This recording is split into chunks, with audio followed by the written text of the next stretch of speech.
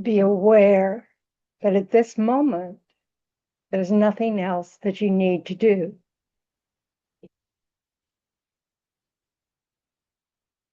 Just sit here and be aware.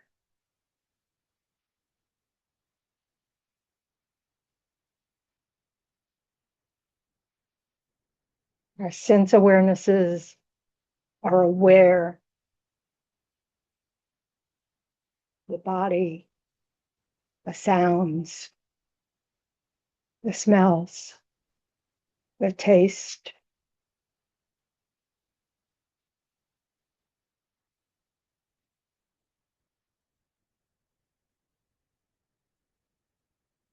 And there's a mental awareness as well.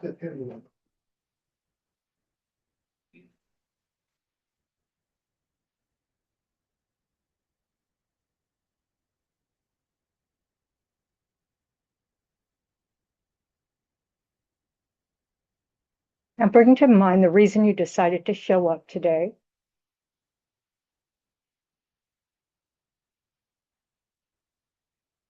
And generate an intention, a motivation to use this time well based on your reason.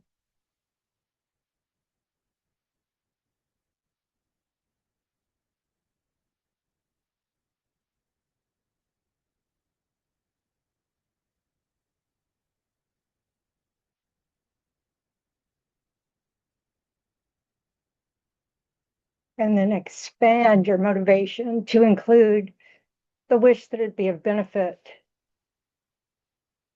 for yourself and for those around you, so that it ripples out to benefit all sentient beings.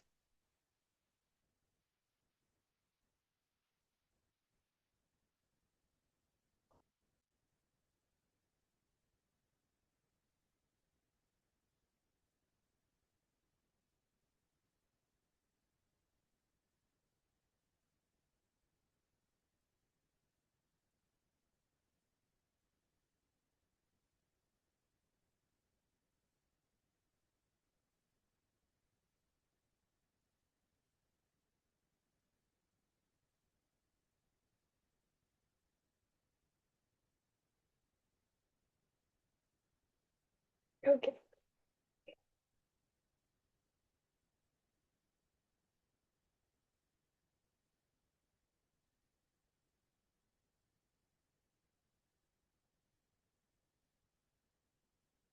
So we're going to recite some prayers.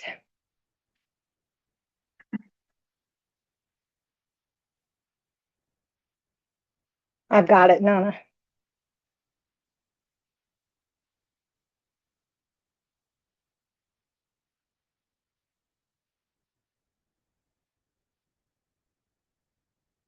So first we'll start with the four measurables. If you can't see the screen, it's on page 34 of those gold prayer books. If I don't have it big enough.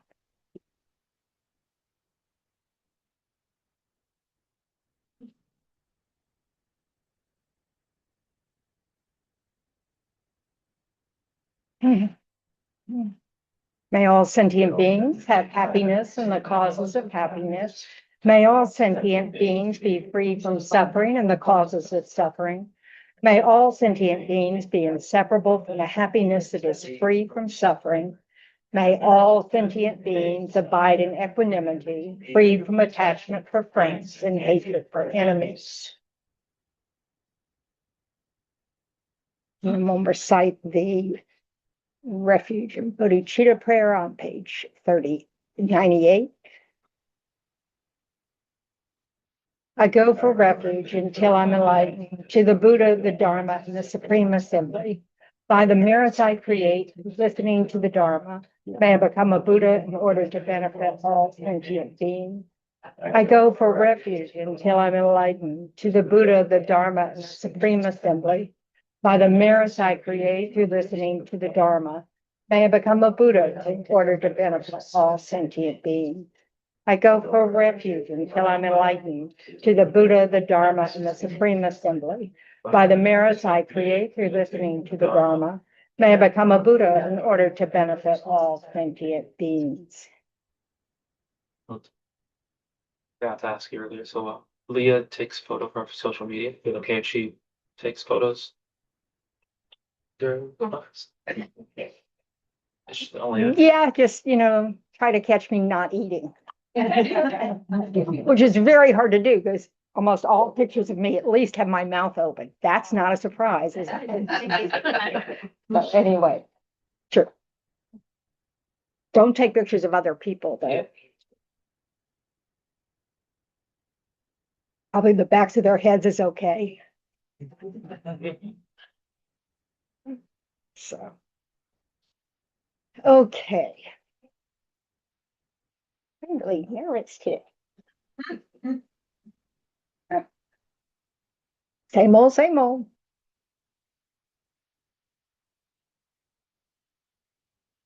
Okay. I'm Tendron. I don't know if everybody knows my name. It's just one name. It's a lot easier than remembering all of yours. So I will learn. I will try. Okay. So what I want to start with is this idea of good motivation. In Buddhism, or in Tibetan Buddhism in particular, we're taught to, and we're taught repeatedly to set a motivation that includes this wish that we become a benefit, that whatever we do, whether it's thinking or speaking or with our body, right? Speaking, thinking, yes, that it will be a benefit to all sentient beings. Now, obviously, we can't benefit all sentient beings from here. But we can benefit the people around us directly. And then those people will end up benefiting the people around them. Everything that we do to put people at ease, feel safe, feel, heard, all those things, make it easier for those that we treat well to treat others well as well. Well. And so, it ripples out this way. Just like we know when we arrive to something or see someone who's in a good mood, that usually is kind of contagious. And if they're nice to us, that's kind of contagious, or if someone's really angry, that's contagious. If someone speaks harshly to us, it's very easy to respond in a harsh manner. So in this ways, we help each other. If we can remember that there's a reason why we want to treat others well, and that's what I want to talk about a little bit, is why do we want to treat others well? Why do virtuous actions, so to speak, positive actions, matter to us? Yeah, that's a question.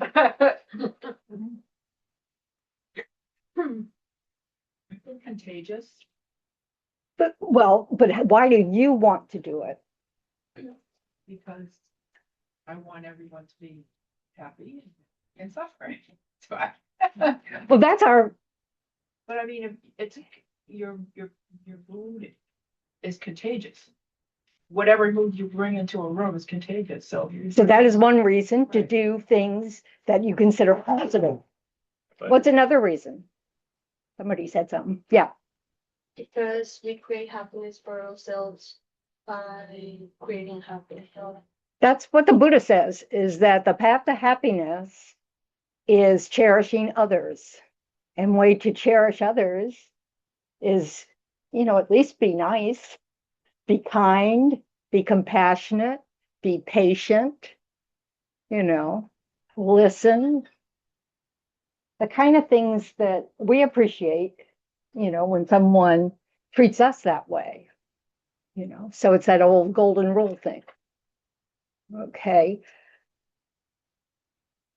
So one of the things we want to keep in our minds when we set motivations before things, or just before we do anything, we want to catch, how is my mind thinking?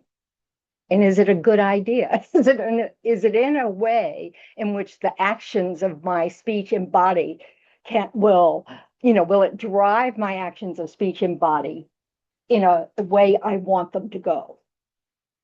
And one of the ways we can help ourselves make these changes is to observe what we're already doing, and to see cause and effect in action. So that we notice when we ourselves, like maybe have a sort of a disturbed state of mind of being unkind or impatient or a little bit annoyed or angry or whatever it is, that it changes the energy around us, that we can see the effect it has on others. And that can help us build a list of reasons why we don't want to do that. So in order to do anything that is different from our just habitual reaction to things, we really need to notice what our habitual response does. So we need to become very observant, and then we need to evaluate whether what happens in the effect part of the cause and effect, if we see it as a good thing or not. And if it's something that seems to help us with harmony or help us, feel good about ourselves or help us whatever way in which we live according to our principles, our standards, then we want to repeat those things, right? And if it doesn't, then we have to pause, and we bring this up all the time. We have to pause. Why do we have to pause? What's going to happen if we don't pause? Say or do something harmful. We'll follow that habitual response because we're trained in it. What's the good news about that? Train ourselves the other direction. Train ourselves in the other direction. This isn't because our minds were just made that way and we're stuck. This is because we practiced a certain type of way of thinking and then acting or speaking. And so we're not stuck. We just need to learn new habits. But that takes some thinking. We need to reflect. Oh, I can see how this doesn't go well. And all we have to do is think of it, some conversation or some incident during the week, and then sit down quietly and kind of think about it. How'd that come about? And follow the step, just kind of, okay, I can see how that what part did I play in that? What was I thinking before it started? What was, so that we can see, that it's a dependent arising between all the people involved and between what we were thinking and maybe past history, all sorts of things, but mostly in our habit, and that our habit arises really quickly, doesn't it? That's another good news, because when we're on the right track, it arises just as quickly. So it's just a matter of shifting and recognizing we're capable of that. But we do need to accept where we are right now. We need to see, we need to be comfortable looking at what our current habits are. And when we decide that's not a useful habit, love ourselves enough to change it. That's self-care. We're not happy with ourselves and we can see that we're doing something that is causing the response of being not happy with ourselves, then we want to care enough about ourselves to try to change that. That includes when we trash ourselves in our mind. Because that negative habit is a negative state of mind. And when our mind is in a negative state, our actions of speech and the next thought and our actions of body follow that negative energy. So if we're trying to shift, it's really important to try to develop the habit of having a positive state of mind, from coming from that place. Now, what does that sound like to you? What does a positive state of mind sound like to you? Somebody speak up. I'm deaf. Sometimes it sounds delusional. Delusional. And so what is that saying about what you're thinking of is when you think it's positive? That I want the best outcome. Right. We want a good outcome. The Buddha would say that's one of our mistakes, is that we do things because we're trying to have a good outcome or we want a good outcome. That's fine in the sense of course, we want to feel good and we want other people to feel good and all this. Not that so much. It's that what happens if that's our expectation in our mind, what happens if that's not what happens next? Suffer. Well, you suffer, but what does it do to your thinking? It didn't work. It didn't work. So we need to be very careful about not translating the actions of others into whether or not we feel okay about what we just did. Sometimes we make decisions that not everybody around us are going to be thrilled with, or they'll look at us like, are you out of your mind? Whatever. But if they fit with our values, we want to notice if there's a sense of, okayness about whatever words we said or whatever actions we did, regardless of how other people are responding. Because we need to build up our inner wisdom. We can't control other people or the situations, So sometimes the responses of others are not relevant to whether what we did or say was sane or positive or, whatever. What can it be a signal of if something we say has a totally unexpected response?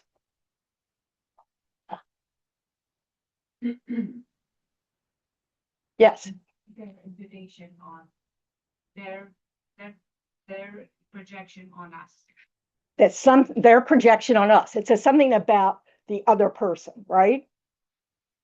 So they are projecting something on us. So what does that mean? What is that an opportunity for? Yes, Graciela. That they're suffering. That they might be suffering. What is it an opportunity for? Compassion. For us to explore a little further. Look at ourselves. To have, I'm sorry? To look at ourselves. Well, first though, if somebody's responding to us unexpectedly, yes, we always want to check, okay, what was my tone? Did I do, blah, blah, blah. But we also want to say, how are you? We want to maybe provide a condition for them to share more because maybe they're having a horrifically bad day.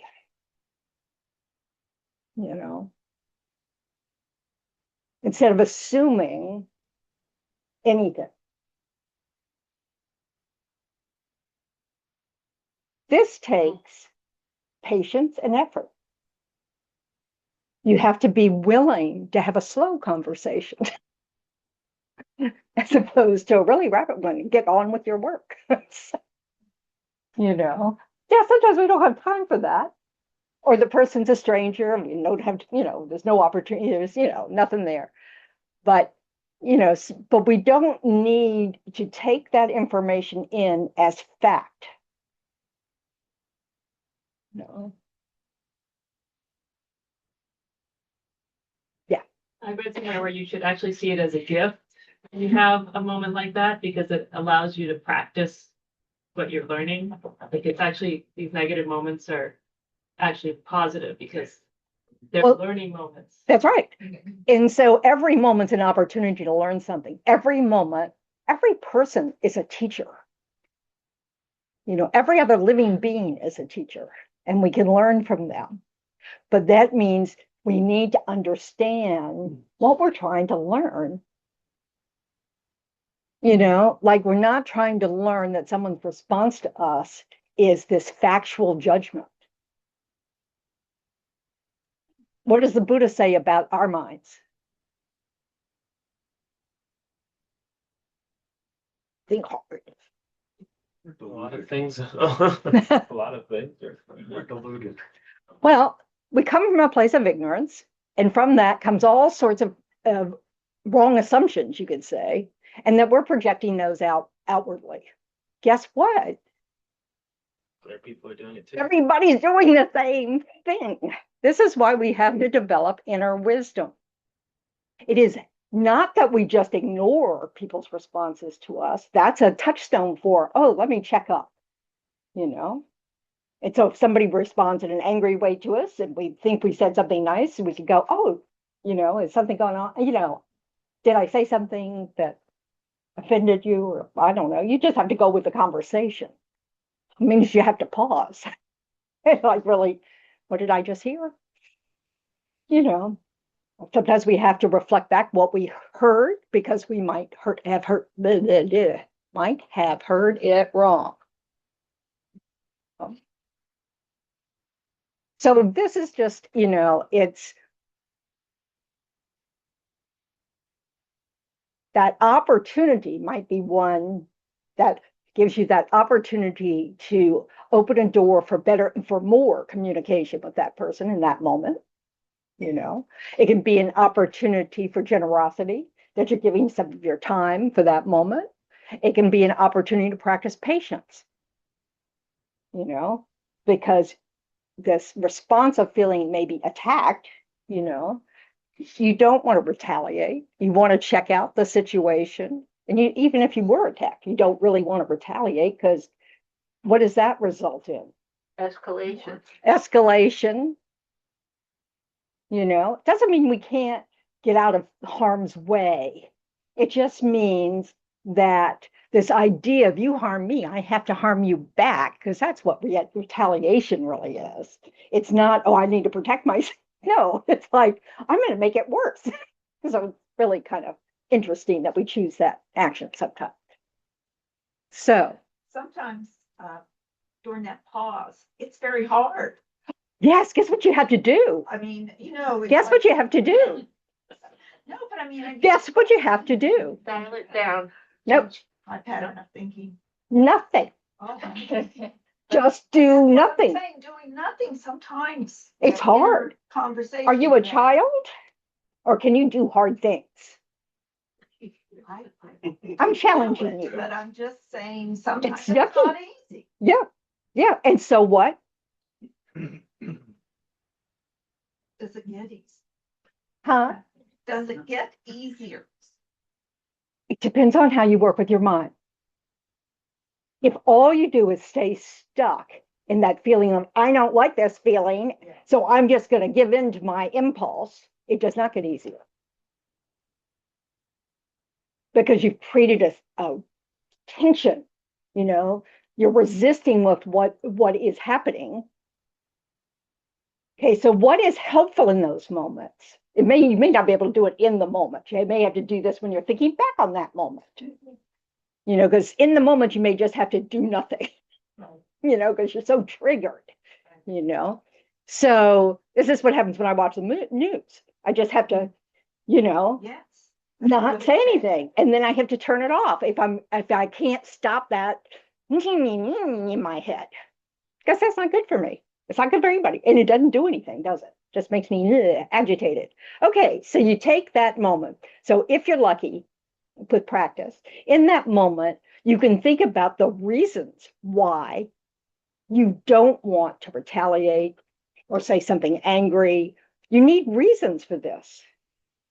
So that's one of the important things we need to do when we're reflecting on why we want to change a habit, is we need to have a list of reasons why we want to change that habit. Because when it gets difficult, we're going to have to rely on those reasons. You know, we almost have to stop listening to what's happening and go, okay, I'm not going to respond. I'm not going to respond. I'm not going to respond. Because I don't want an angry conversation. There's no point to my angry conversation. Because I'm tired of feeling this instantaneous negative state arise. And so so we have to work on that. Yeah. What I've been doing for a while, if somebody says something to me that's cruel or cutting or rude, in my head I say, delivery not accepted. And I mentally walk away from it. Right. So it really is like that. We don't have to take in someone else's words, whether they're on the television or in person, as fact. We don't have to even listen. If somebody gets on a rant, you can just not listen anymore. And you can have just send compassion out. Boy, this person's upset, and I know how that feels. You know, you don't have to feed that rant. You don't have to try to stop it. If you can stop it, great. But, you know, sometimes trying to stop it can escalate it. And maybe it's your boss. And it's just not appropriate to do much. Although it is appropriate to say, I really don't appreciate being talked to that way. So anyway, but you might get fired. So don't listen to me. My boss is much more patient. Huh, Anthony? Who's your boss? The director is boss. Okay, so, all right. I mean, I have to pause now and get myself organized because that doesn't naturally come to me. So this gets back again to motivation. The better we are at motivating ourselves before an event, like when we get in the car, like I said, we really motivate ourselves to, I don't want to get angry while I'm driving, or I don't want to get impatient while I'm driving. The better we have some reasons in there, you know, like today, my reason for not being patient while I'm driving, I mean, it's usually safety. But, you know, like, oh, you save gas if you don't press the accelerator really fast, or you know, you don't rev and you just slow down slowly. Yeah, I should be able to get that. It's right in the instructions. When you brake. So, you know, these, you know, so you have to come up reasons that work for you. They don't have to work for everybody. They just have to work for you, you know. So it really helps to practice setting motivations. You know, so like before you have a meeting, before you get in your car, before you enter your home after a work day, or when you wake up before you go to breakfast, or before you have any encounters with your family, you know, it's good to set a motivation, you know, like, you know, you may want the motivation, I want to remember things I need to share, but mostly I want to leave them with a sense of feeling loved, you know, not, you know, whatever. You know, so these are things like, so when you leave work, you know, it's sort of like, okay, now I'm going somewhere else. I'm going to meet friends. I'm driving, you know, I want to be safe, you know, blah, blah, blah. So I want to pay attention. I can leave that stuff behind because I'm not there. You know, and then I want to enter my home with, I'm so happy to see you, mine. You know, that all helps us when we're having that difficult conversation, or someone gives us a difficult look, or some, you know, whatever is your trigger, you know, that we have a plan, we have a backup. Oh yeah, that's right. I don't want to turn this in to an argument or battle or whatever. I want to use this as an opportunity to get to know someone better, if it's a conversation or a meeting, understand what we're doing at work better, whatever. Does that make sense? My gibbering. So if you just think about what kind of habit of mind you'd like to change, you know, pick one in your mind. Da, da, da, da. I'll do the Jeopardy tune. Harsh speech. Okay, so Jack's volunteering harsh speech. Okay, so now you have to come up, and y'all can all do your own. You don't have to listen to Jack's, but you know, because you may not have harsh speech, you know, so because we also need, you know, we need to understand what is harsh speech. So one thing we need to do is understand what it is that we are trying to change. Go for it, Jack. It's your state of mind. I just don't, I don't have enough patience with people that, What is harsh speech? It's just talking roughly to people, especially Provocative? people that live in my house. You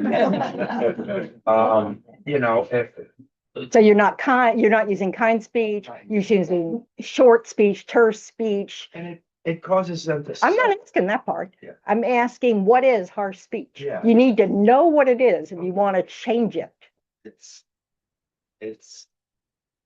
mixed with anger, you know. There's a little bit, yeah, okay. So Irritation, like yeah. they do that, it may be frustration, it may be whatever. I mean, so you really need to know what you're talking about when you want to change it. Okay. And so then you come up with the reasons why you want to change it. You don't have to share those.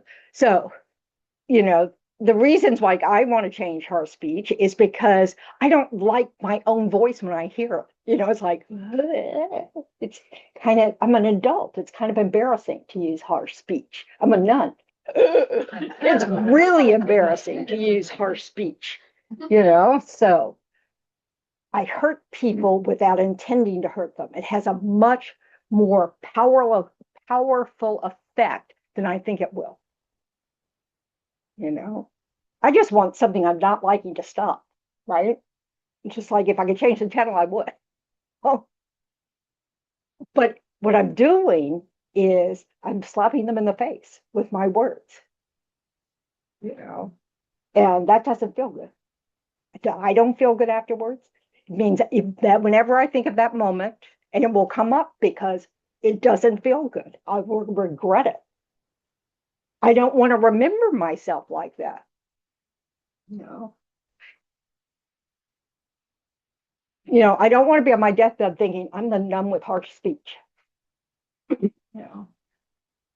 Because that's not a good mind to die with. Like, yuck. So we really need to come up with reasons that matter to us, and then we need to remember them, which means we have to have reflected on them from time to time.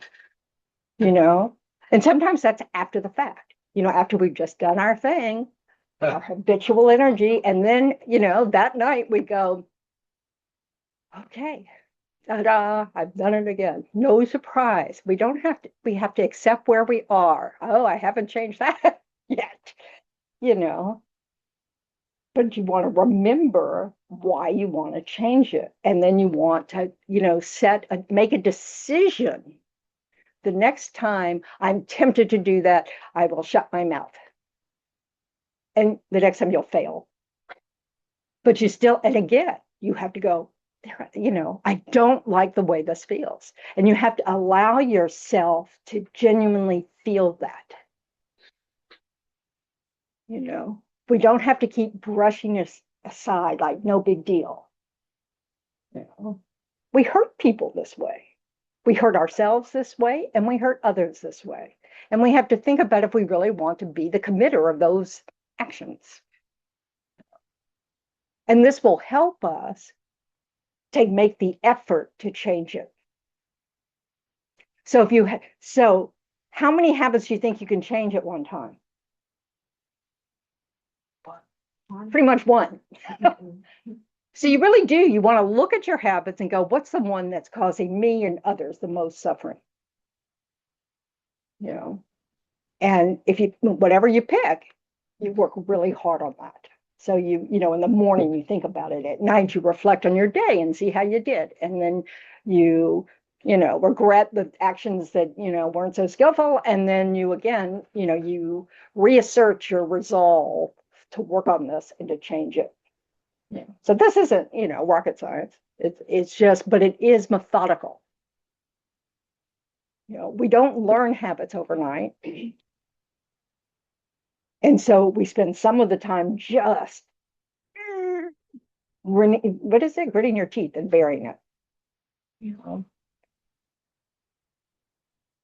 But we need to get beyond that. And the way to get beyond that is to really keep working on those reasons why you don't want to respond in that way.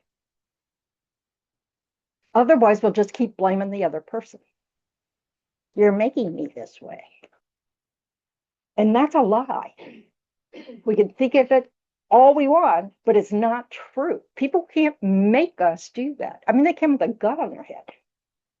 But I bet the force, you might be able to be really angry at the person with the gun at your head. But, you know,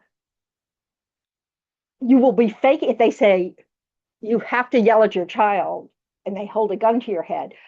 I'm sure you can say what you need to say in order so they don't shoot you, but you won't mean it. People can't make you feel a certain way. Yeah. So anybody play softball or baseball growing up? Did you taught like to like picture a face on that ball so that you could really hit it hard? Yeah, I had a dysfunctional background. Okay.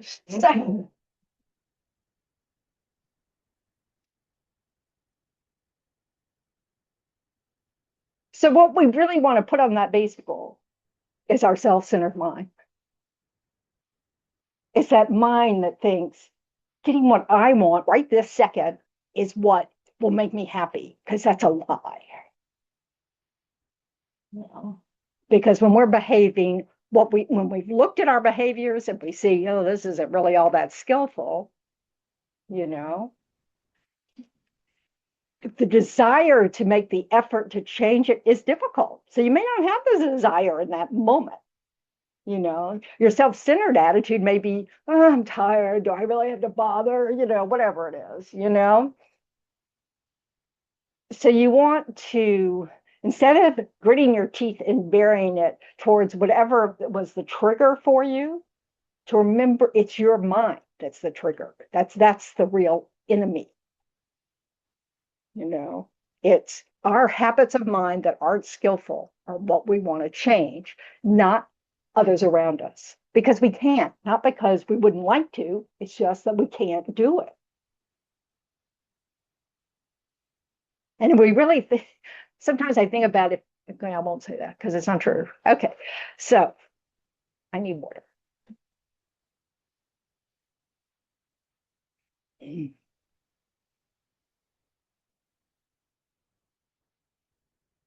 They say in the teachings that what the kind root guru is the guy, no, that's relying on the teacher is the root of the path, relying on the guru is the root of the path, those of you who've read the Lamrim. So in the prayer, the foundation of all good qualities, or the text, you could call it, the first line is sometimes translated as the foundation of all good qualities is the kind and venerable guru. Correctly devoting yourself to him or her is the root of the path. So what does that mean? Correctly relying or devoting yourself.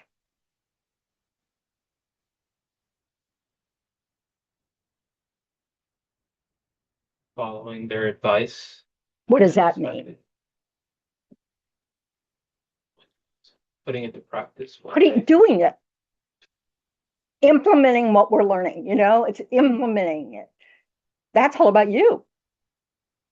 You know, all the teachers can do, all the Buddhist teachings can do is tell us what to look at, what to consider, all these things. But in the end, we have to put them into practice, you know. And then the reason why we develop confidence in the teachings is we see change. So you have to practice a while to see this change.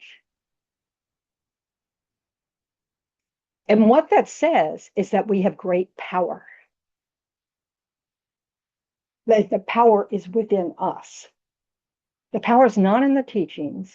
The teachings are the guide. But the power is that when we put it into practice, we change. That's how powerful we are. And that's a good thing. If we're paying attention to what we're doing and having wisdom about what we want to be doing and how what we're doing might be interfering with what we actually want to do, all those kinds of things, you know.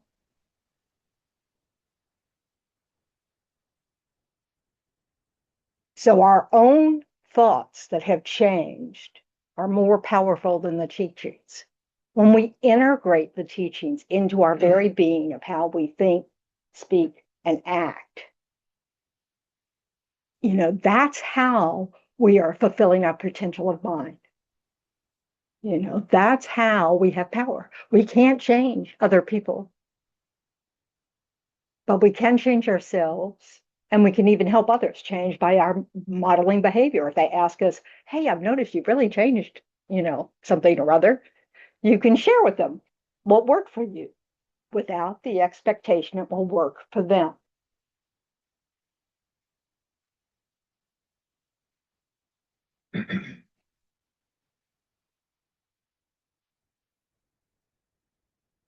So we need to understand the positive value of our reasons for wanting to change a negative action.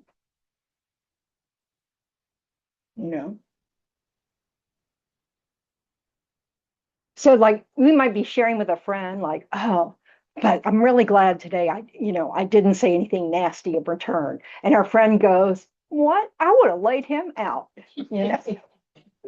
That's when we think to ourselves, that's okay. She's entitled to her opinion, but I feel very comfortable with my decision. And you don't have to even say, well, aren't you an idiot? This is all about developing our inner wisdom and knowing that sharing our inner wisdom with others is not always being asked for. But if it is, you can say, well, I've discovered that the fact that I, can yell equally back, that I had no trouble with yelling back, ends up making me not feel good. I just start getting tense, I start getting miserable, blah, blah, blah, blah, blah. So it's helpful. We really want to value the good qualities we already have in our mind. We have lots of kind thoughts, generous thoughts, patient thoughts. We're, patient with children. We're patient with elderly people, I hope, because I'm really quite close to that.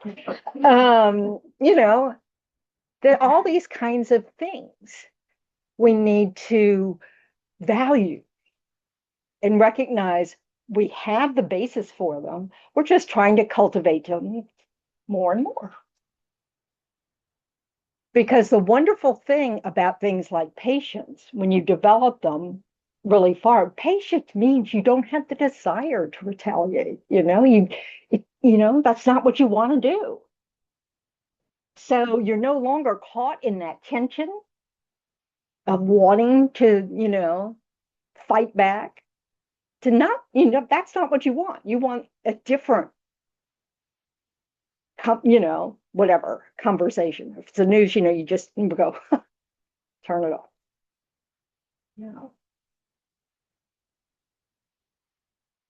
Or you turn off the news and then you look up who's trying to, resist this change in the government. I will join in. You do something actively that actually might be able to affect change in a nation that still votes. So, what do you think? Yes, Marian. The biggest motivator is you make yourself sick. I mean, really, she can really get sick.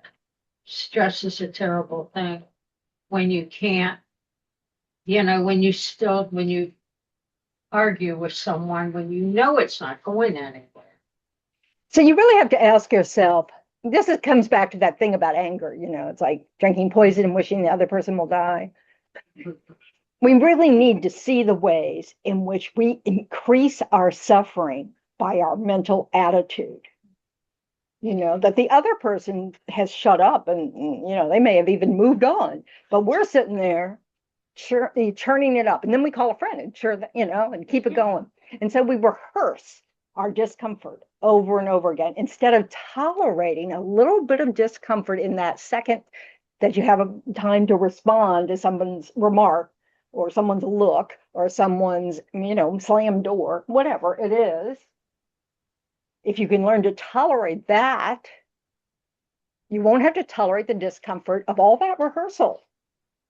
Or you keep telling yourself you're justified, and you keep telling yourself and then sharing with your friends and then thinking about it later going, what a jerk, da, da, da, da, da. So you just, now why do we do that? To make it about someone else instead of. Yeah, yourself. part of it is that displacing blame. Let's blame someone else for how I feel. That's part of it. Does it work? The Buddha said no. It doesn't, because you can't, the beautiful thing is if we give the blame over to others, we're giving the power over to others. If we recognize that we have responsibility for how we feel, what we say, what we do, then we have all the power.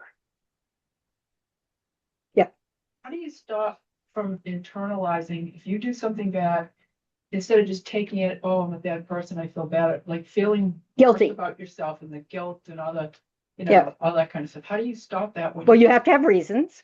Like if you're one of those people that beat up on yourselves and is always criticizing and thinking that every time you make a mistake that shows, what an idiot you are, blah, blah, blah, blah, blah. First, stop doing that. But it's this, you need to have reasons why that's not true. So you got to think so say you're quick with the remark, you have a really fast, someone says something to you that you don't like. And so you just nail them right back,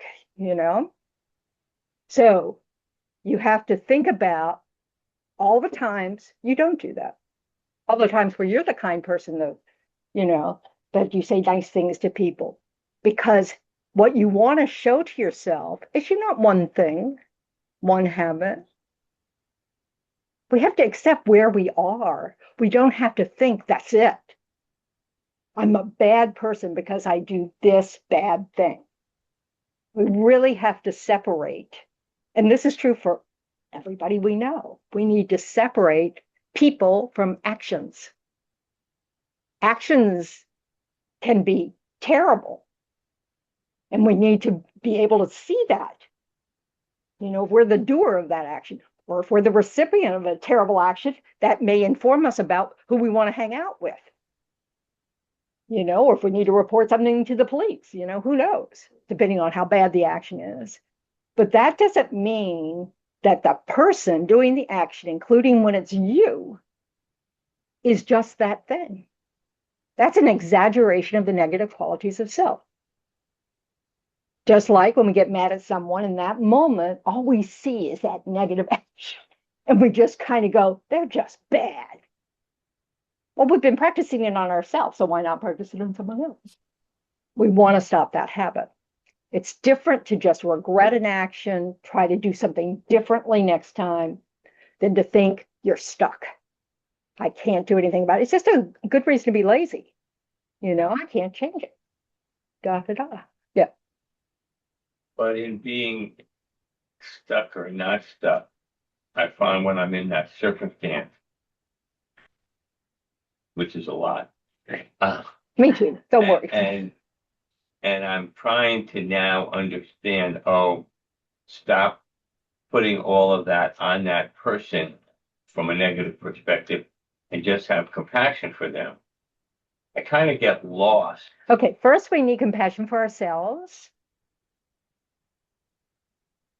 Practicing compassion for ourselves helps us be compassionate with others. So when we do something unskillful or mean or however you want to phrase it, depending on how accurate you want to be, we need to have compassion. Oh, this reflects my suffering. I've learned, I have many habits that end up in suffering, and this is one of them. May I be free of this suffering. How do I be free of this suffering? Change the habit. Can I do it overnight? No.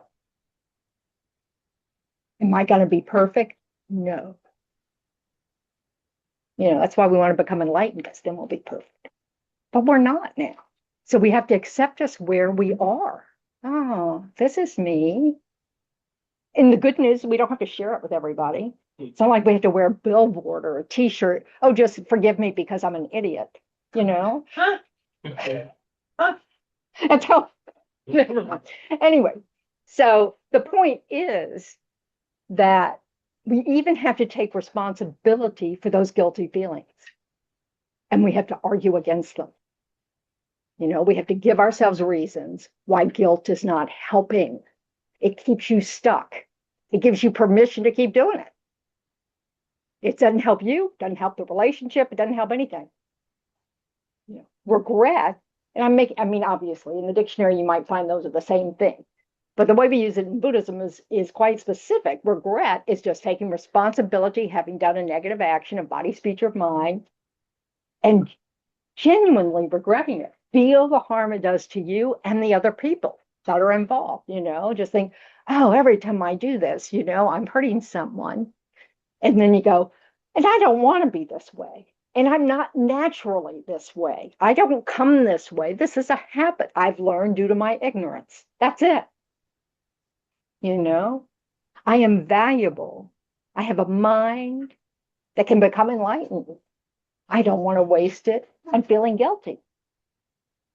I want to use that energy to keep trying to change it. And that takes time. Some of our habits are so strong, it may take a series of lifetimes, you know? And that's, you know, we could look at that as a drag, or you could look at that as, oh, well, I'll have time, you know? You know, our perspective matters. Stepping back and thinking about all your friends who've done a similar thing from time to time and how you don't hate them. You don't think they're a bad person, you know? So you have to give yourself some healthy self-talk, you know, and just disagree. When I was going through a divorce, well, I wasn't going through, I was trying to avoid a divorce, and my mouth was a big part of the problem. I spent a whole year in every conversation thinking, don't say anything, don't say anything, don't say anything, don't say anything, don't say anything, don't say. And then when I'd feel really down on myself about how hard it is for me not to say anything, I go, oh, that's just guilt. That's just self-cherishing. I didn't know that word because I wasn't Buddhist at the time. Just, you know, that doesn't help. That keeps you stuck. Guilt does not help. I became a much nicer person in that year because I didn't practice all those bad habits, you know, and I did not save my marriage. So you can't depend on an outcome.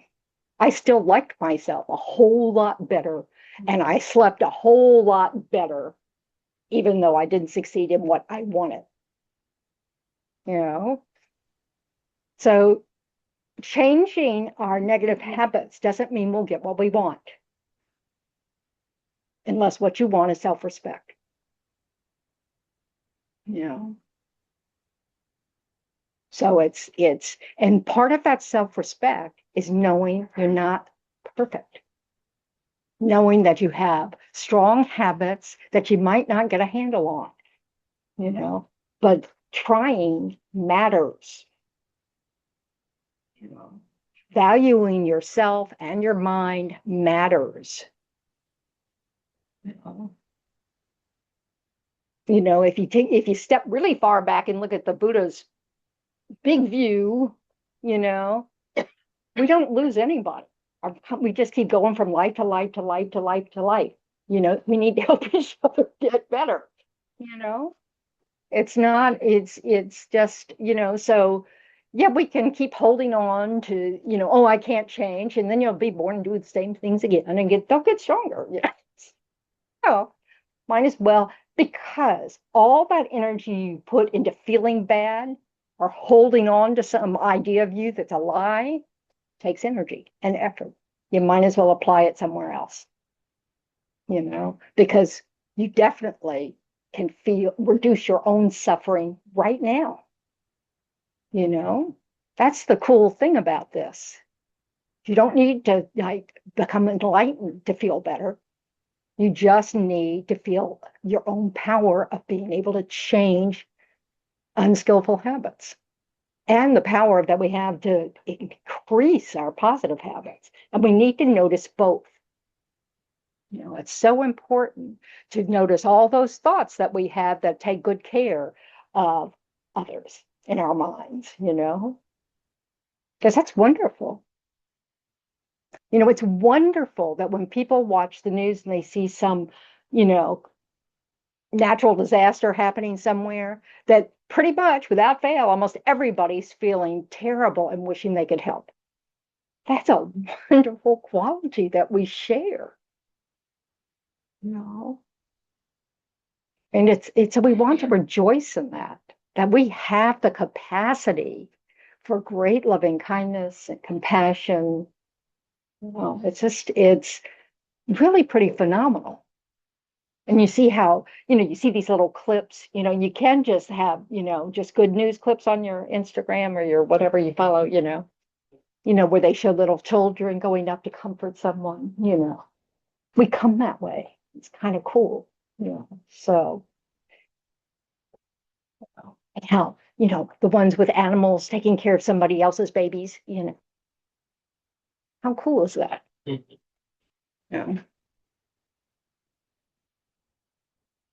So this, but I really relate to the harsh speech we use against ourselves, but so one of those things that you can do is if you're trying to learn not to use harsh speech to somebody else, please try not, notice it when you're doing it to yourself, because it's contagious. Then we just do it again. We just do it again. That's what habits are. Well, we just done them a lot. We're very, very familiar. So if we use meditation, reflection, and reasoning, we become very, very familiar with a different response. Hi, Gina. Hi, Brian. So, yes, So I forgot your name. I'm sorry. it's Sydney. Sydney. I should remember that. I lived in Australia for a while. I think I could remember that. Sydney. Okay. So is our karma what's happening to us, or is our karma how we're responding? It's both. So karma is a word that means action. We also use it to describe the law of cause and effect. Okay. So the causes of things are our past actions.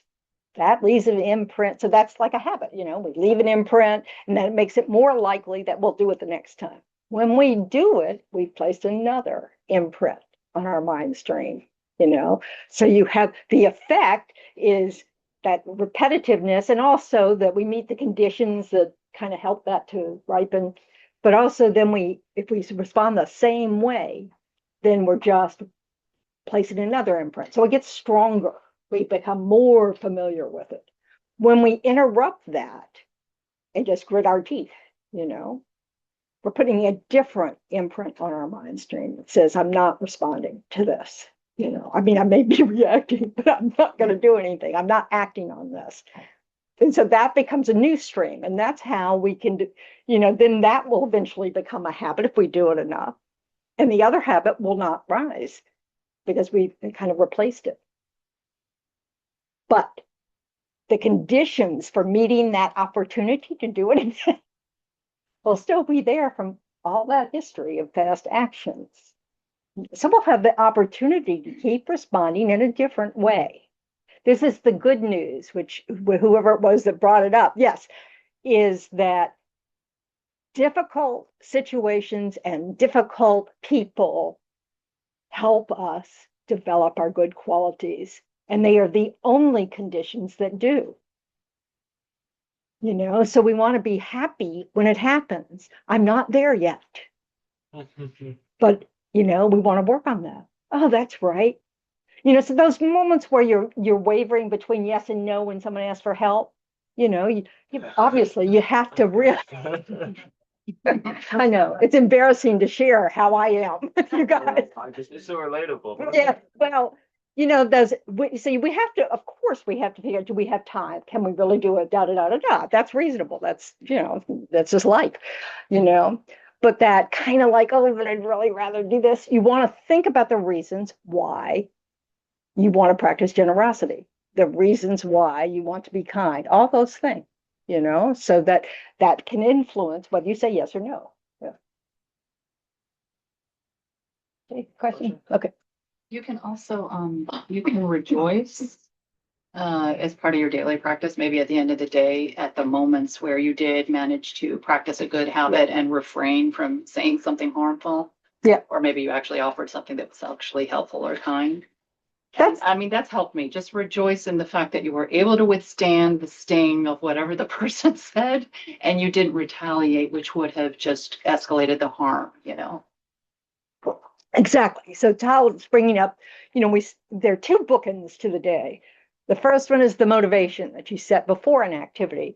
The second one is rejoicing, at night, it's recommended that you regret your negative actions, and try to resolve to not do it differently. But then the last thing you do is rejoice in all of them. So even after a meeting, you can rejoice. I didn't, lose my temper with, others. It's good to say others, not that jerk. Because then you're just practicing harsh speech. So, it's this process.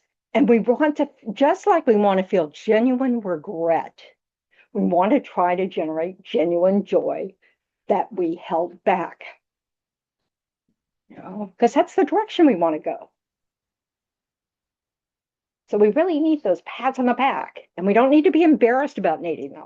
Yeah. A lot of it just lightening up. And don't we just need to lighten up without fighting? It can help as long as it doesn't lead to indifference.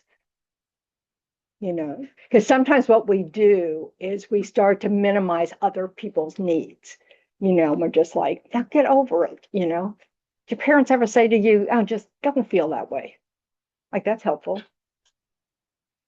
So we have to be careful. So yes, we definitely need to not take things so serious. And guilt makes us take ourselves very seriously. Like, I'm a bad person, I'll never change. So we need to lighten up and recognize, well, that's not true. Sometimes I'm a perfectly nice person, Yep. So this concept of Rejoicing. being silent, Oh, yep. well, I'll get the and the rejoicing, but the concept of being silent, you just hang in there and suffer through it, or say this doesn't matter. No, saying it doesn't matter only if, again, you're not using it to be indifferent. If you're saying it doesn't matter in the scheme of things, this moment's not important. You can let it slide, That's one, reasonable response. Then, but we have to think about, I just have to suffer. Who's making you suffer in that moment? Yeah, you. So you have, you want to kind of quit. Okay, do I really do? Or you might have to say, yeah, I just have to suffer through this moment. Like when I come from a different time, I think. And also I became a nun, so I stopped the world of bosses, really. And, like sometimes, a boss will yell at you and you just have to take it, right? But while you're taking it, you don't have to sit there going, God, what a jerk. Don't have to think those things. You could be thinking, oh, that's true. Oh, that's not true. You could be listening and evaluating your own behavior.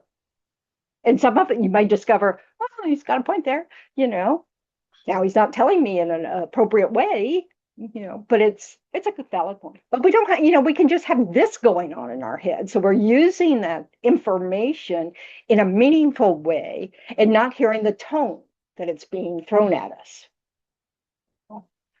And that takes practice too, but it's a choice eventually.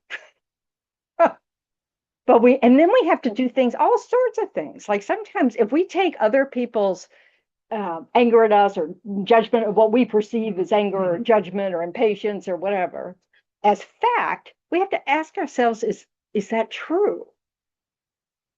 Can I develop enough inner wisdom to have confidence in my self-view, to be able to listen to what other people say, evaluate it, and be okay if they just don't like me?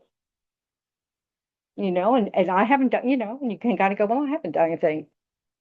Because not everybody's going to like everybody. I mean, I don't like everybody. Do you like everybody? We have different preferences, different styles, and different cultures can really clash because you don't understand their body language. You don't understand their facial expressions. You're misreading them all because it's coming from a whole different background. You know? So you have to check up and just listen. Sometimes it's really helpful. If you're hanging around somebody who seems to use harsh speech, it's really helpful for yourself to quit. Just don't listen to the tone. Listen to the words and see if whatever they're saying makes any sense. And if it does, you can kind of look at that. And if it doesn't, you can forget about it. Just like we don't believe everything we hear or read, or we want to develop that inner confidence, that inner strength, and sometimes we're wrong. Later on we go, oh yeah, now I see her point. Yeah.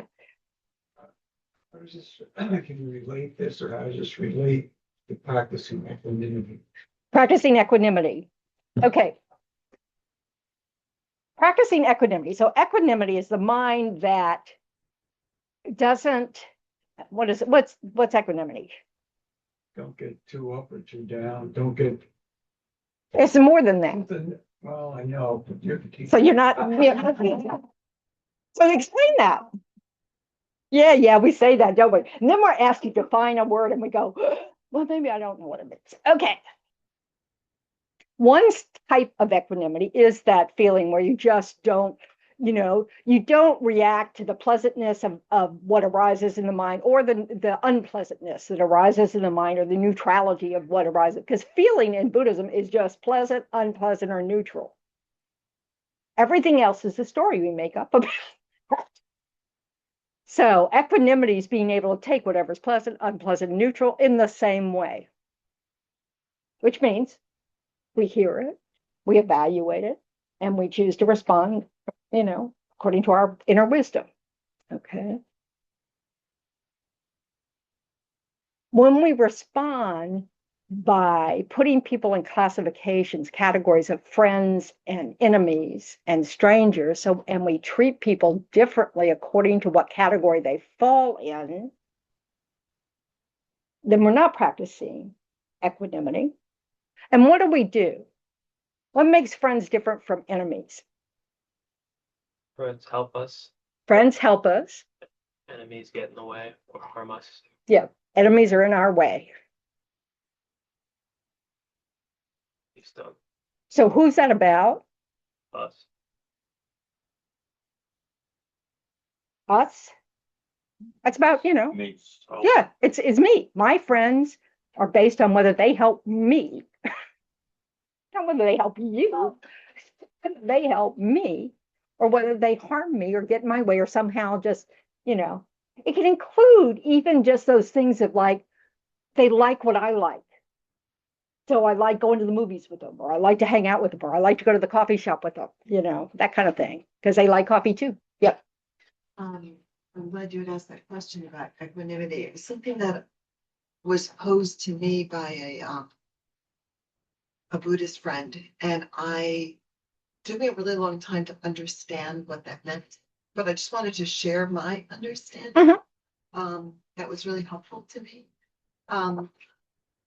I deal with chronic pain, and so every day is different. Every day is like a roller coaster. So on a day, like I'd have a really good day, and I'd be like, "Oh my God, I had a really good day! I'm so excited!" And then like the next 4 days, I'd be like on the couch, and I'd be so down, and so the roller coaster would continue. And so the equanimity for me was, what I learned is, it's a good day. It's not a good day. It's like how it's not like I have to get all excited and have a party because I had a good day, because then I get really disappointed and I'm down in the valley. Why? It's not a good day. What are you doing when you're doing this? Because I'm like on a roller coaster of emotion. Well, and you're also creating an expectation. This will last. Right. So like nothing lasts. The good doesn't last. The bad doesn't Right. last. So it really shifted my thinking a lot to be able to come at that. I was disappointed at first because I wanted to have a party.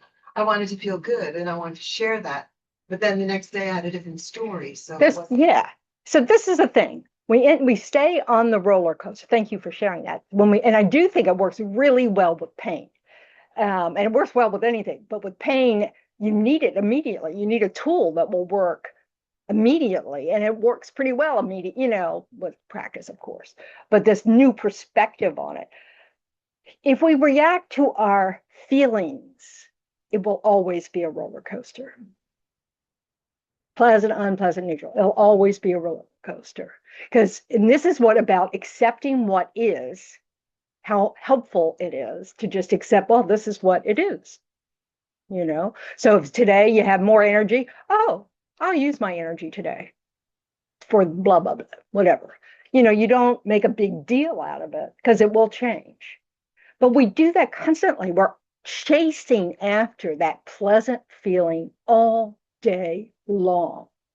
And when we don't get it, we either get mad at someone or someone got mad at us and we blame them for, because they're the condition for our unpleasant feeling. But we're chasing that pleasant feeling. So we're stuck on a roller coaster instead of just facing, just sort of like, oh, I'm gonna, this is what it is. Now, if you have a series at work of unpleasant work condition, unpleasant work condition, unpleasant, and so after 3 months, what can you do? Leave. For a new job. Leave. All right. You can speak up when you have answers. Yeah, sorry, I don't. It's conversational, shifting from conversational presentation sometimes is hard. Okay. I was just saying, leave. Yeah, so you could choose, if you're able, to switch jobs. So it's not like the information isn't useful. Knowing that you don't like these conditions can inform us that maybe we want to change our conditions. Often we can't do anything about it. And we need to know that. Well, it's like a serenity prayer. We need to know when we can do something about it. Chronic pain, you can't do anything about it. Any kind of illness. When it's there, it's there. So you can be in a bad mood about it, or you can just say, oh, well, this is what it is. You can treat. You can treat it, absolutely. You make it worse. Oh, you can make it worse. Absolutely. These are choices. So it's a matter of recognizing that this is what attachment and aversion are. When something is pleasant, we become attached to that because it created a pleasant feeling. And then we exaggerate the importance of that pleasant feeling. We make whatever was the condition that we experience that pleasant feeling, like a nice taste in the mouth or music that we like or whatever. And then we think, we exaggerate and we make that this is the best song ever. And then what? I don't know how long it takes for the radio to kill you. These days we have choice, don't we? We don't have to listen to the radio anymore.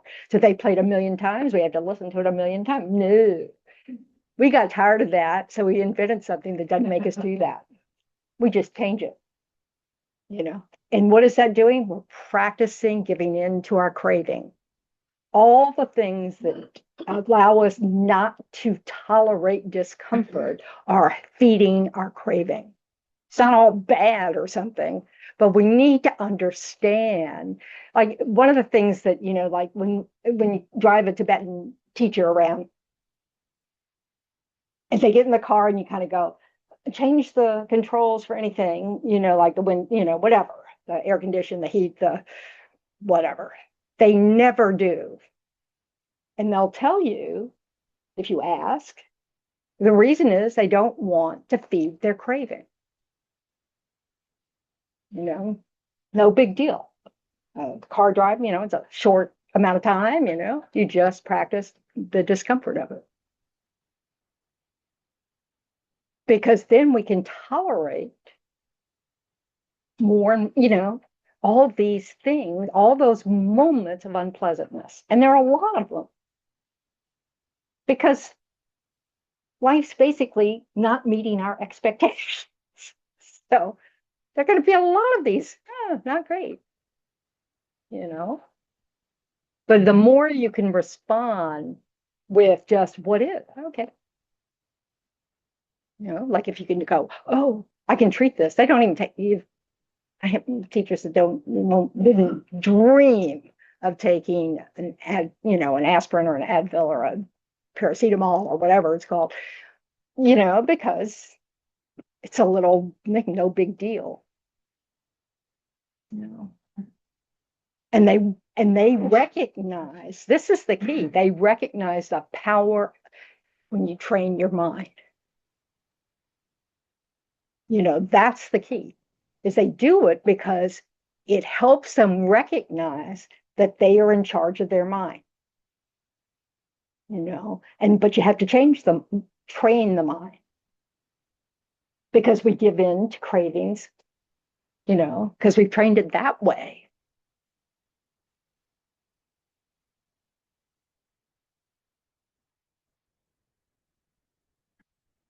Yes. I deal with a neurologist that she spends more time researching the mind than she does meeting with patients. And one of the things that she's taught me is that our minds are wired, and we just the brain is wired. The brain is wired, and we have to change how the brain is wired. And the mind does that. Yeah, and the mind. Yeah, but the mind is rewiring your brain. It is not the brain, according to Buddhism. So the mind, our training of the mind precedes those changes in the brain. That's why if you meditate on compassion for what, 3 weeks, I think it is it that long? Maybe less than that. The pathways to that area of the brain that lights up for compassion, you know, changes. It gets more active. Yeah. But it's because you've practiced with your mind that change affects, and that brings us more health. We can also train it to be angry, so those are the things that light up. You know, so this is what's wonderful, is that neuroscientists are starting to able to show us how this happens. So that, because we like proof, don't make me do that unless you can prove to me it'll help. You know, they're providing us with that. Yeah. How do you tie in gratitude to accepting what is? I think gratitude is a reminder that while something may be arising that we're not crazy about, we still breathe, we're still alive, we're still, you know, it's that remembering. So like when in the morning, like you don't just have to, you know, you don't have to wait till the evening to rejoice. When you wake up in the morning, that's the first thing you can do to rejoice about, is waking up that morning. One day it won't happen. This is good news. Oh, because you have no power when you don't wake up, you know? I mean, so it's just like, you know, you're going to wake up in another body and it might be an insect and you won't have much control. So this is, you know, but you'll be a human again, you know, don't panic. So it's this, you know, it's this. So gratitude to me is, it could come up, it often does, with compassion. Like you see someone in a terrible situation, what's on the news or something, and you have compassion for them. You can also have gratitude that you're not in that situation at that moment. Doesn't mean you didn't create the cause for it to ever happen, but you're not in it in that moment. And it's good to be, you know, happy about that, to be grateful for that. Now, according to the Buddha, we're having this better situation because of our past actions. Again, it's not external to us. We played a part. Doesn't mean the people who are having nothing but negative things, like you're born into a war zone or a famine area, that's all you've ever done is created the cause for those. It just means that's what's ripening in this life. And we all, according to the Buddha, we've all created the cause for those conditions. If we've lived since, you know, if our mind has always existed, we've had time to do everything right and everything wrong. So, you know, because of our ignorance. But yeah, so this gratitude is recognizing I have good conditions. Let me not waste them. You know. So yeah, I wake up and I'm not in a good mood. It doesn't matter. I'm awake. I can choose how I handle this day where I'm not in a good mood, it doesn't matter. We don't have to, we all know this because we're adults, right? We all have the capacity to do what we feel is the right thing to do, regardless of our mood. We get up, we go to work because kind of we want to eat, so we show up, even if we don't want to be there. Because we're in charge. We can we can do that. We can have our mind say, oh, I'm still going to go. We don't have to play sick today. All right, yes. I understand about tolerating the conditions and what are your thoughts around, like in Kabbalah, it would be having certainty beyond logic, or quantum physics, like manifestation and having certainty on an outcome that you do desire, or playing your part in manifesting an outcome you desire. We can control our behavior. So we learn that, okay, you need a college degree to become, work on the, I don't know, CERN collider, So I'll go to college and get whatever degree I is to be able to. Now, can you control whether or not you actually end up having that job? No. But you can definitely control if you get the qualifications to get that job. So we have to be careful with our expectations. Certain things that, like, okay, well, if you get the degree you need or the certification you need to be able to do a certain job, you're not going to be able to do that job. Getting them doesn't mean it'll work out. But you won't. Oh, well, lots of things in life don't work out. But if you don't make the effort, if you don't put all your, energy into doing it and doing it well, you won't stand a chance of doing it. So it's we have, because of cause and effect, there are many causes and conditions that have to come together for any outcome. And we have control over our part, but there are many that we don't have any control. We're interdependent. So decisions that presidents make matter.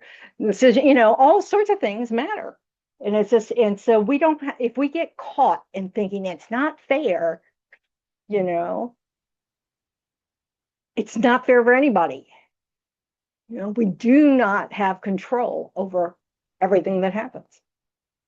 You could look at it that our past actions control our future results. That's true. But we're talking over vast quantities of time. So if we get caught up in that thinking, I should be able to control this outcome, we're going to make ourselves miserable, because it's not like that. We're interdependent.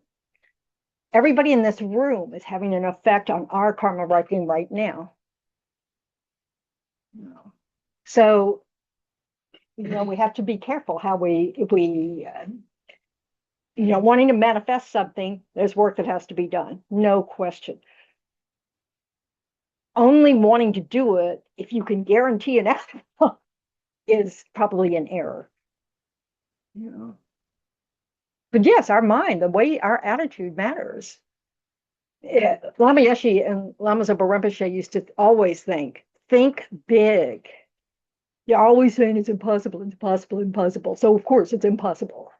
So think big, but then have equanimity on what comes out.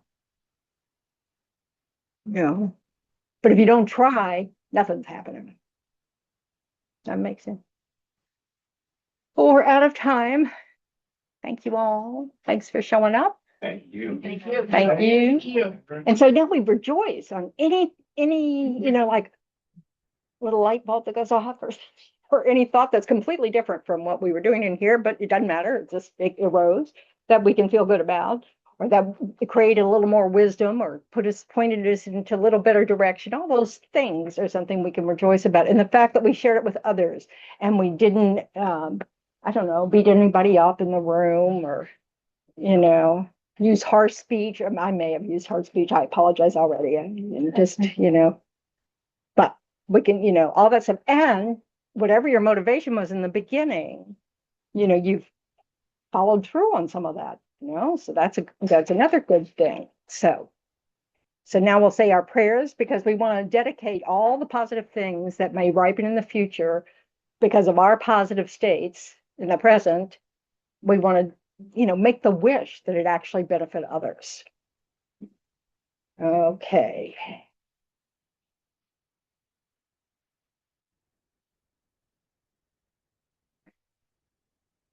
So do a little rejoicing in your head while you patiently wait for me to get to the page. I'll get to the wrong page.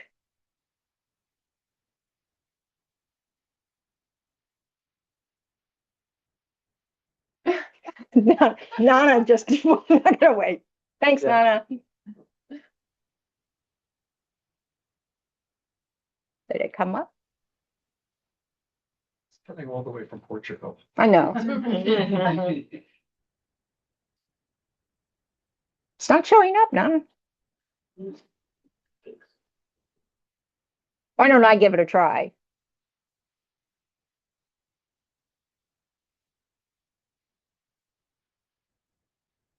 So now you have to unshare. Maybe it's just, This happens sometimes. You should be able to bump it though. I should be able to bump it? How do I bump it? You click share. I see, it's a place where. Ha! It's a race. Thanks for trying, Nana. I don't know what got stuck. All right. So rejoice. May all beings everywhere, plagued by sufferings of body and mind, obtain an ocean of happiness and joy by virtue of our merits. May no living creature suffer, commit evil, or ever fall ill. May no one be afraid or belittled with a mind weighed down by depression. May the blind see forms and the deaf hear sounds. May those whose bodies are worn with toil be restored on finding repose. May the naked find clothing, the hungry find food. May the thirsty find water and delicious. May the poor find wealth, those weak with sorrow find joy. May the forlorn find hope, constant happiness, and prosperity. May there be timely rains and bountiful harvests. May all medicines be effective and wholesome prayers bear fruit. May all who are sick and ill quickly be freed from their ailments. Whatever diseases there are in the world, may they never occur again. May the frightened cease to be afraid and those bound be freed. May the powerless find power and may people think of benefiting each other. For as long as space remains, for as long as sentient beings remain, until then, may I too remain to dispel the miseries of the world. Long life prayer for His Holiness the Dalai Lama. In the land encircled by snow mountains, you are the source of all happiness and good. All powerful Chenrezig, Tenzin Gyatso, please remain until samsara ends. And then for the swift return of Lama Zopa Rinpoche, our founder, peerless teacher and assembly of the children of the victorious ones, Shravakas and Pratyeka Buddhas, victorious Losam father and sons, along with the lineage masters, all the objects of refuge of infinite lands, please bestow the virtue and goodness of accomplishing this prayer here and now, holding and spreading the Muni's precious and complete teachings through explanation and practice, or the armor of patience that's never discouraged. Incomparable Venerable Guru, to you I make this list. While striving single-pointedly for the sake of the victorious one's teachings, the sole gateway through which all benefit and happiness emerge, and for mother living beings, you suddenly departed to peace, what a great loss. Nevertheless, through the undeceiving truth of the blessings of the ocean of the three jewels, and the great waves of bodhicitta of the children of the victorious ones, may the smile of a reincarnation swiftly beam in glory for fortunate disciples. Okay.